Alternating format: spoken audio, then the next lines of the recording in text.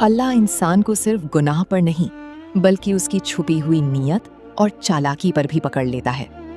और एक रात कुछ लोगों के साथ बिल्कुल ऐसा ही हुआ।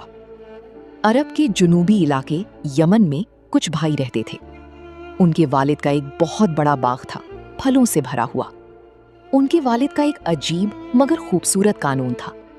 जब भी बाग में फल पकते वो गरीबों और मिस्कीनों को जरूर हिस्सा देते। लोग दूर दूर से आते और कोई भी खाली हाथ वापस नहीं जाता। फिर एक दिन उन शख्स का इंतकाल हो गया। अब बाग उनके बेटों के पास था। एक रात सब भाई इकट्ठे हुए और चुपके से मंसूबा बनाया। कल सुबह बहुत जल्दी बाग चलेंगे ताकि कोई गरीब वहां तक पहुंच ही ना सके। उनका इरादा था इस दफा सारा फल सिर्फ हम रख लेंगे। उन्होंने फैसला तो कर लिया मगर अल्लाह को भूल गए।